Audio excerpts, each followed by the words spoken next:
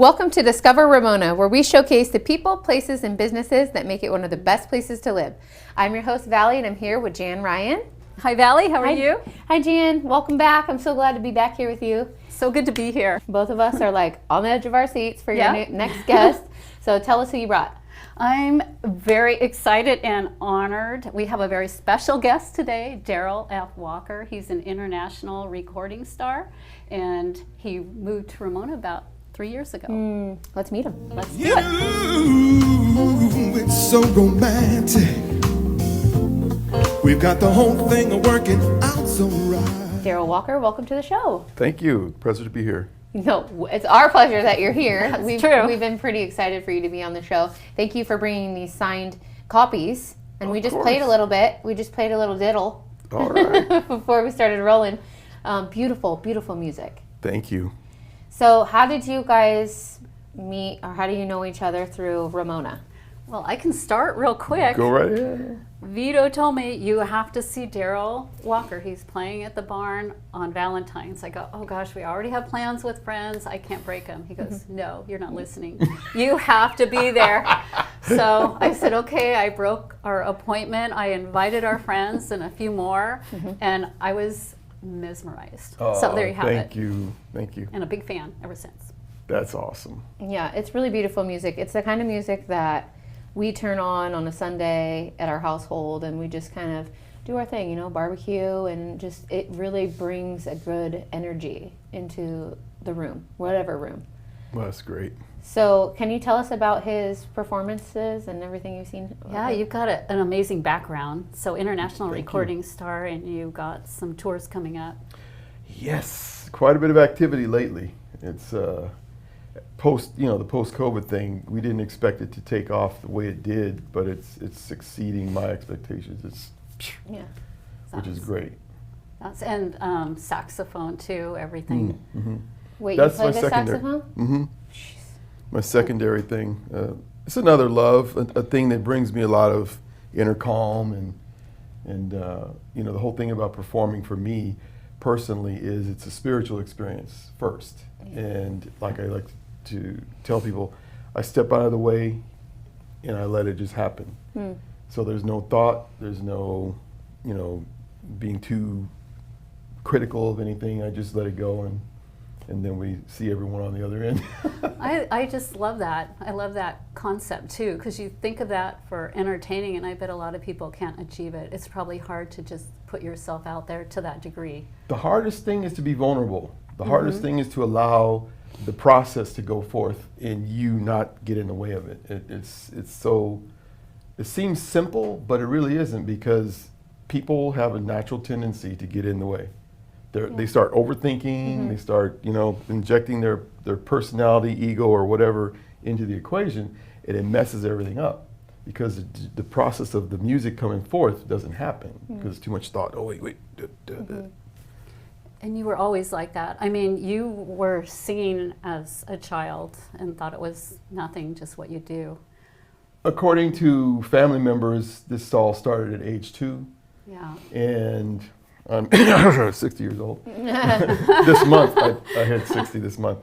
And all I can recall as far back as 4 years old singing, but I took it for granted because it was something that I thought everybody did.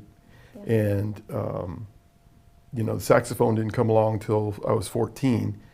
And that was more of a, that's interesting. I like the way that looks. Let's see how it works for me. And it worked really well. So I use the two things back and forth. They play off of one another.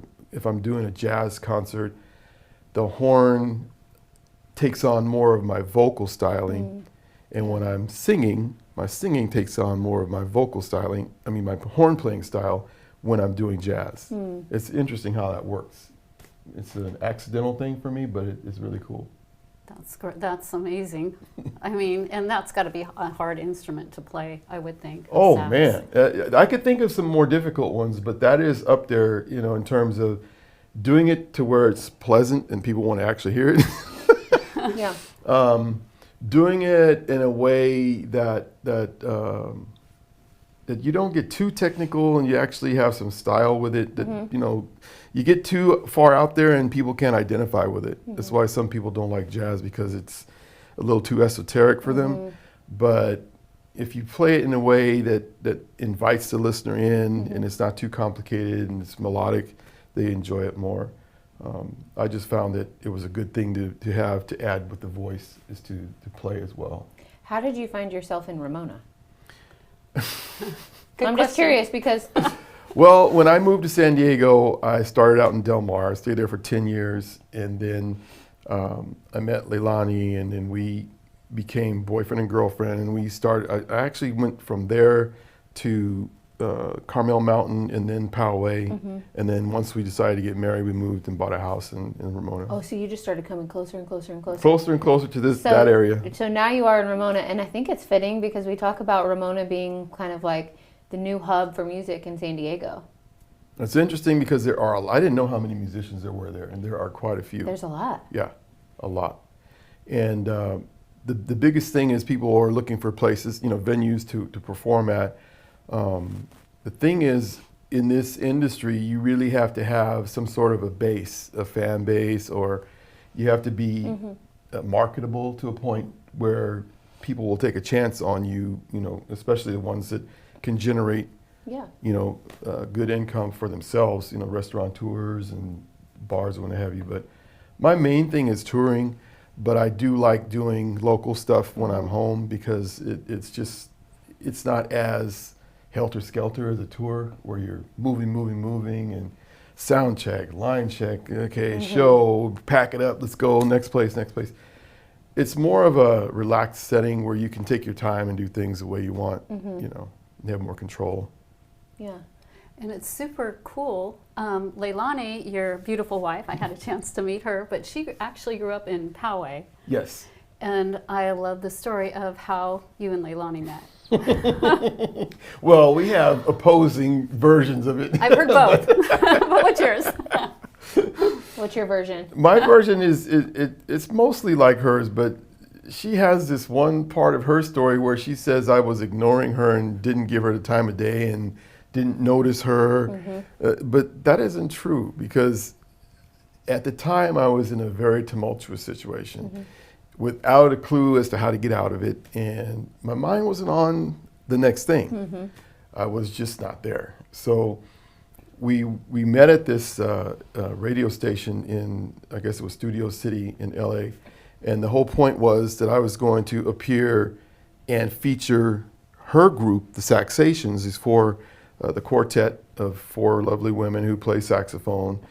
They were going to play with me on one of my songs. And I had spoken to her briefly to get the connection going with the music. Her son, which is now my son, Gino, a really talented artist who we're going to get behind, another story. But he did an arrangement for one of my songs for them. So it was easy to just step in and we performed the songs and everything was cool. But to back up a bit, I showed up and I was late because of this situation. Argument about everything on the way over and the whole way. I should have just turned my phone off. Good plan.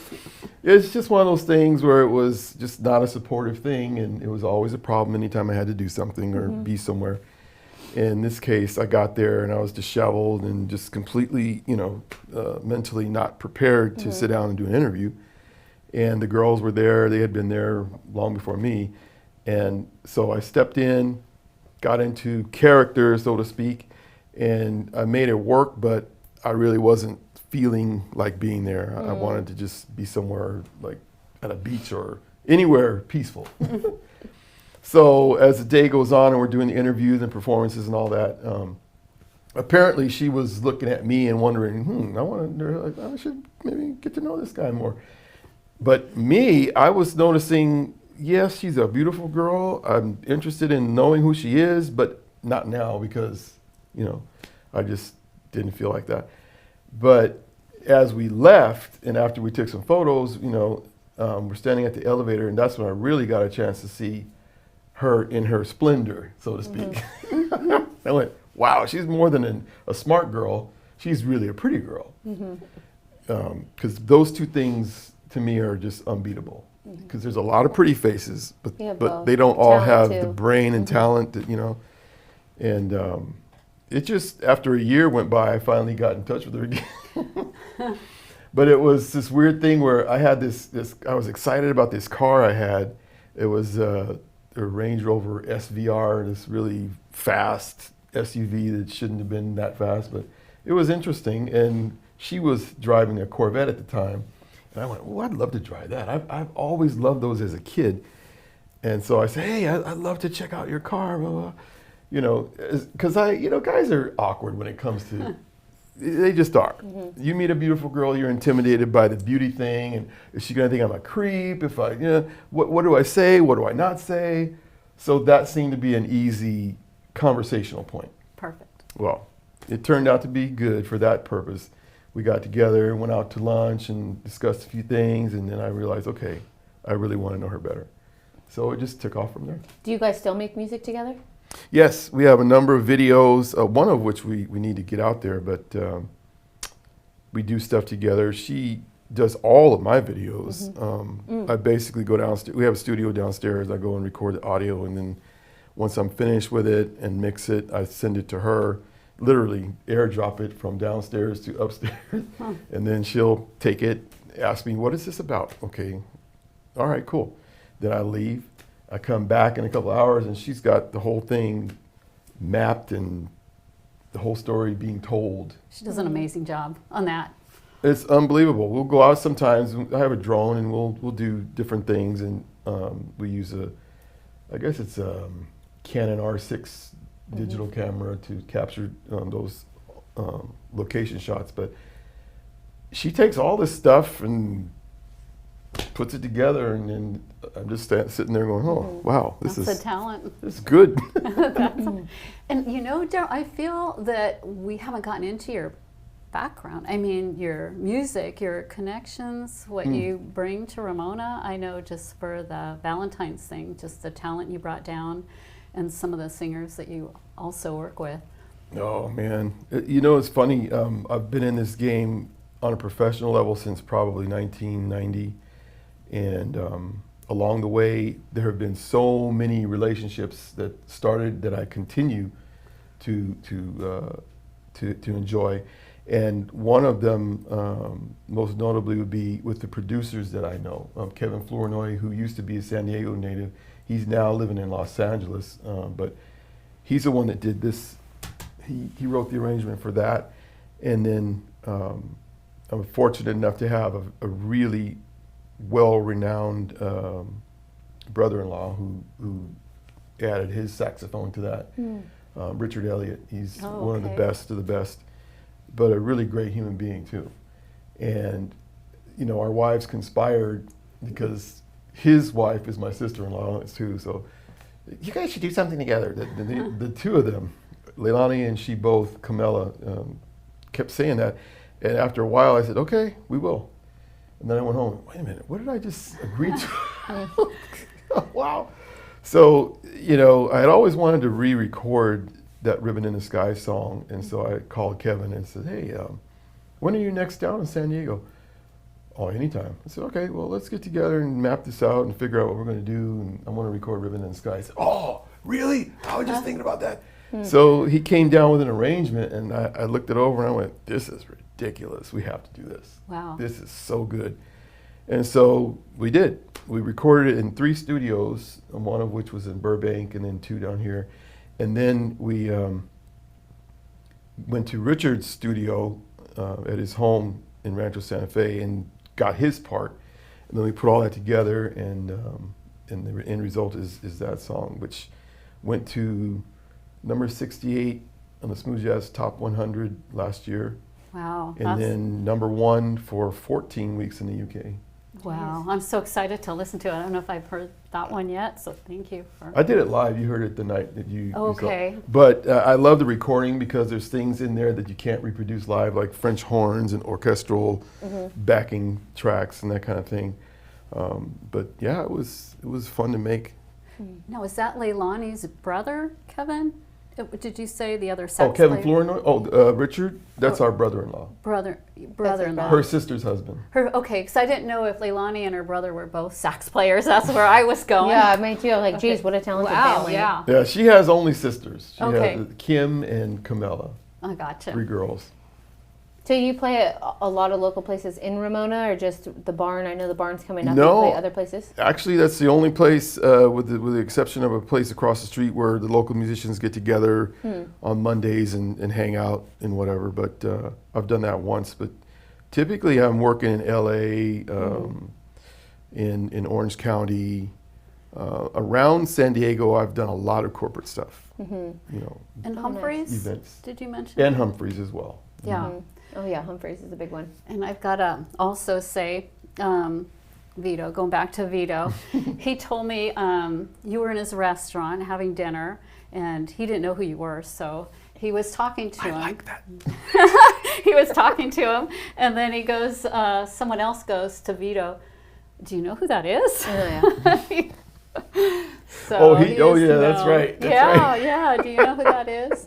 And also, what's super great is the people you bring down. Because I know when you played on Valentine's Day, and I know you're playing on the 14th.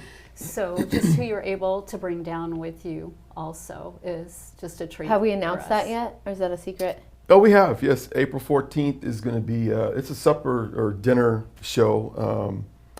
Going to be 90-minute show, closer to 2 hours, I guess, because I have a really great friend and guest coming, Erin Stevenson. She's going to do the first half hour. Erin Stevenson is a vocal powerhouse, a dynamo. She's worked with Janet Jackson on her tours. She's currently with Justin Timberlake, so they're all over the place. But she has an incredible solo career jumping right now, and it's unbelievable that she's writing such great material. We've done a number of shows, the two of us, as a duet. We do duet shows where we sing. One of them was called A Night of Elegance and Love, and we basically sing iconic love songs. And then we do the typical, up-tempo stuff to break up the monotony, but then we get back to the ballads, and people love it. Oh, it They sounds really do. amazing. Yeah, she'll be coming in to do particularly a Sade cover thing. She's Wow. going to do 5 or 6 of those, and then we'll do a duet, and then she has to take off right after that because she's doing rehearsals for the Dave Koz cruise. That's going to start, I think this time they're starting off in Greece, or I don't know. It's always somewhere different. Is there a way for people that want to hire you for an event or something they're doing? Is there a way to reach you? Do they have to go through like a certain email, or is there a website that they can kind of research more about you? They can research me at darrylfwalker.com, DARRYL, F as in Fitzgerald, and Walker.com. That's the first spot. Most of my advertising, though, goes through social media because it's just immediate, and websites are a pain. Yeah. Let's face it. Just like an extra layer nowadays, you can go right to Yeah, it's clunky. It's a lot of time involved to keep up with, and I'm bad at that. So Get I that. try, but you can only do so many things in 24 hours. So Got enough on your plate for sure. And one more thing I was going to bring up that I found super interesting is you said you really got more into your career when you were in the military in Germany. That's when you really... that's when the switch turned on. I mean, I was always doing it, but just, not really all the way. On the periphery, doing well, but not doing it completely. Something changes when you decide to do something completely because you dedicate yourself to it, and then you find that other blessings come your way because you dedicated yourself to it. And that's when it happened for me in 1984, the year before I left Germany. I had my horn with me, and I started playing a lot. I went and bought all this gear over there. With being a military person, you could buy club level electronics at a discount, when you really discount. And I had a room set up that I had way too much in there for what. What was the space? But I mean, in terms of That's probably fun. loudness Right. and all that. But it was necessary to create as much of a live environment as possible without being on a stage. That's why I did it.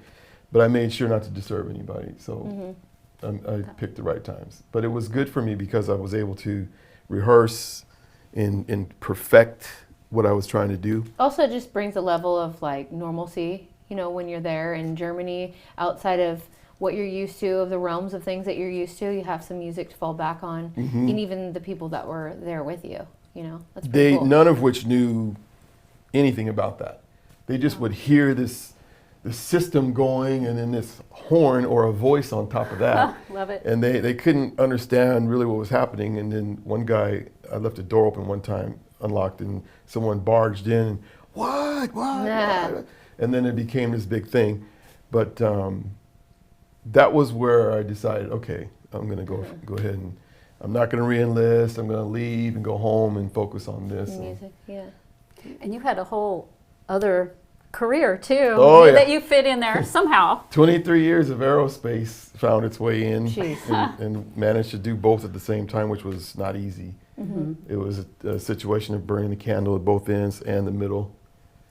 You know, 4 hours of sleep sometimes, and just.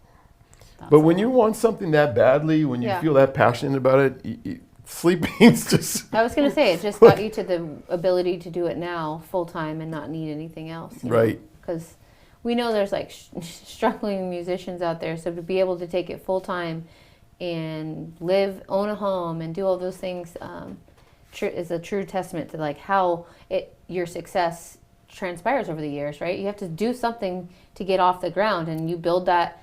Like you said, you have to build a following, and that doesn't just happen overnight. No. It's a little easier these days with social media because you can reach more and more people if you advertise and boost, as the saying goes. The one thing I have noticed, though, I still like to think about the past years where it was always someone else, like an A&R person or a label representative doing all those things. You could focus more on being an artist, you know.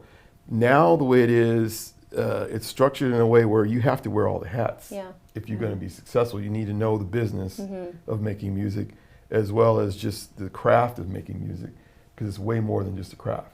And the social media, like you said. Oh yeah, the that promotion, too. There's a lot that goes on. You need to know contracts. You need to know all the different ways to make money as a musician, which are not just recording and performing live. There's also sync licensing and all these other publishing, all these other things, the other avenues for you to make money. But if you're clueless about them and careless about them, other people will take advantage of that and leave you in the dust. Oh, wow. Yeah. Well, I myself am really excited to see you in the upcoming event that you have in Ramona. And, Thank you.